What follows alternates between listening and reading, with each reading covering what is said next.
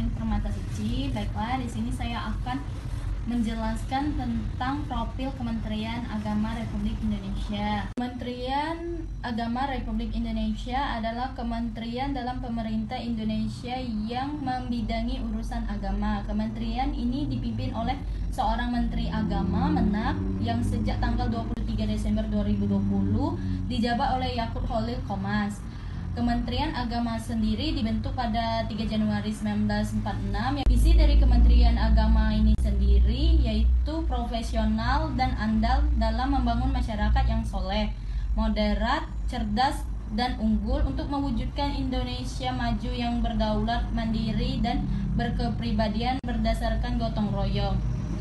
Misi dari Kementerian Agama ini sendiri, yang pertama itu adanya meningkatkan kualitas kesolehan umat beragama, kedua memperkuat moderasi beragama dan kerukunan umat beragama, yang ketiga itu meningkatkan layanan keagamaan yang adil, mudah, dan merata, yang kelima itu meningkatkan layanan pendidikan yang merata dan bermutu, yang keenam adanya meningkatkan produktivitas dan daya saing, ketujuh itu menetapkan tata kelola pemerintah yang baik.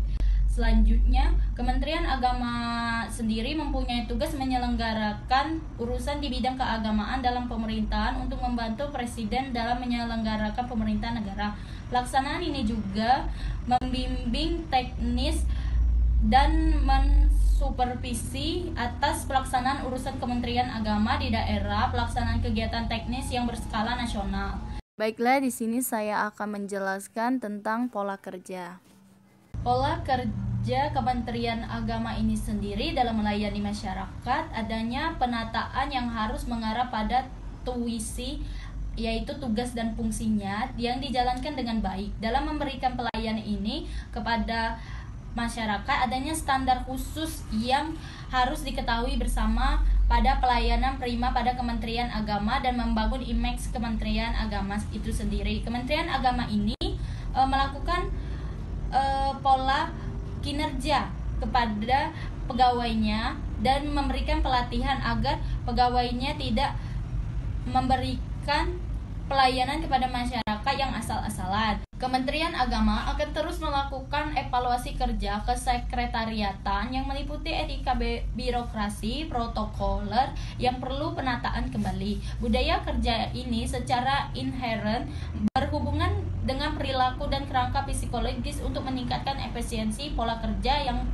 ada pada pegawai. Sistem kerja ini merupakan sekelompok pemikiran dasar atau program mental yang dapat dimanfaatkan untuk meningkatkan efisiensi kerja dan kerjasama manusia atau pegawai untuk melayani masyarakat.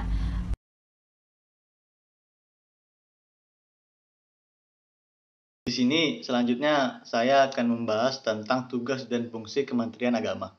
Yang mana tugas dari Kementerian Agama adalah Kementerian Agama mempunyai tugas menyelenggarakan urusan pemerintahan di bidang agama untuk membantu Presiden dalam menyelenggarakan pemerintahan negara. Dan seperti itu, dan juga selanjutnya adalah fungsi. Fungsinya adalah dalam menjalankan tugasnya, Kementerian Agama menyelenggarakan fungsi yang pertama adalah perumusan, penerapan, dan juga pelaksanaan kebijakan di bidang bimbingan masyarakat, yaitu Islam, Kristen, Katolik, Hindu, Buddha, dan Konghucu, dan menyelenggarakan haji dan umroh dan pendidikan agama dan keagamaan lainnya.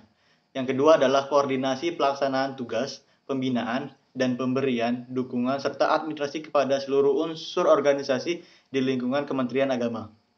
Nah, yang selanjutnya adalah yang ketiga. Yang ketiga adalah pengelolaan barang atau milik kekayaan negara menjadi tanggung jawab Kementerian Agama. Dan yang keempat adalah pengawasan atas pelaksanaan tugas di lingkungan Kementerian Agama.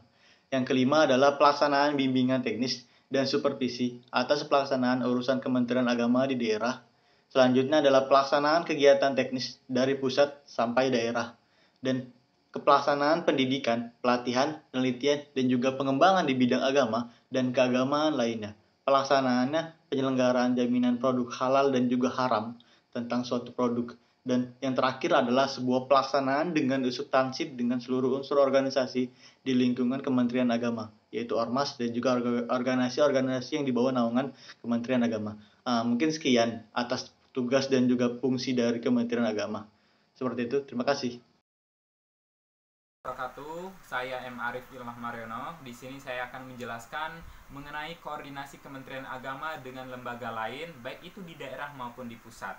Di sini saya akan mencontohkan satu koordinasi yang dilakukan oleh Kementerian Agama, yaitu Kementerian Agama menyambangi kantor Komisi Pemberantasan Korupsi, di mana Menteri Agama Bapak Yakut Khalis Qaumas dan jajarannya itu menyambangi KPK di Gedung Merah Putih dengan kedatangan ini dalam rangka rapat koordinasi pencegahan korupsi di internal Kementerian Agama bersama pimpinan KPK. Tujuan dari adanya koordinasi ini yang pertama, selain menjalin silaturahmi serta menindaklanjuti kerjasama penanganan pengaduan yang sudah terjalin antara Kemenak dengan KPK itu sendiri, di mana Kementerian Agama meminta bantuan kepada KPK dalam memberantas korupsi di lingkungan Kementerian Agama, baik itu di pusat maupun sampai ke daerah-daerah. Mungkin itulah salah satu bentuk koordinasi yang dilakukan oleh Kementerian Agama dan Komisi Pemberantasan Korupsi. Sekian, terima kasih.